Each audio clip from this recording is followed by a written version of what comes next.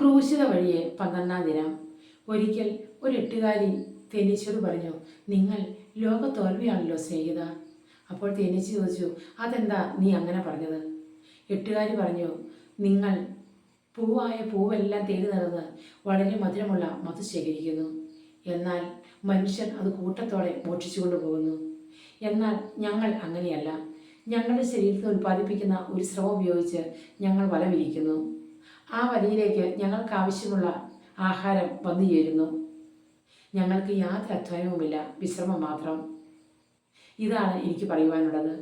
അപ്പോൾ തേനീച്ച പറഞ്ഞു, സോദര, നീ ഒരു കാര്യം മറന്നുപോയി.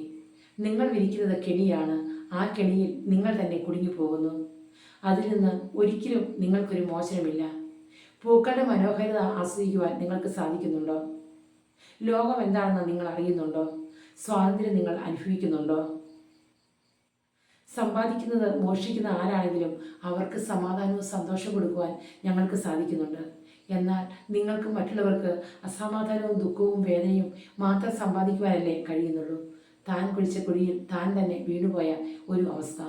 ഇനി നിങ്ങൾ ചിന്തിക്കുക, ആരാണ് ലോക തോൽവിയെന്ന്. സ്നേഹമുള്ളവരെ, ഈ നോമ്പുകാലത്ത് ഈ കഥ നമ്മെ പഠിപ്പിക്കുന്ന ഒരു പാഠമുണ്ട്.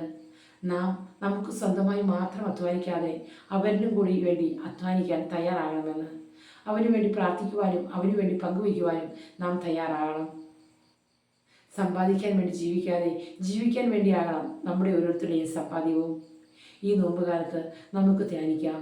സമ്പാദിക്കുവാൻ വേണ്ടി ഉള്ള നെട്ടോട്ടത്തിനിടയിൽ നാം ജീവിതം എന്തെന്ന് മറന്നു പോകുന്നുണ്ടോ? സന്തോഷവും സമാധാനവും എന്തെന്ന് നാം അനുഭവിക്കുന്നുണ്ടോ?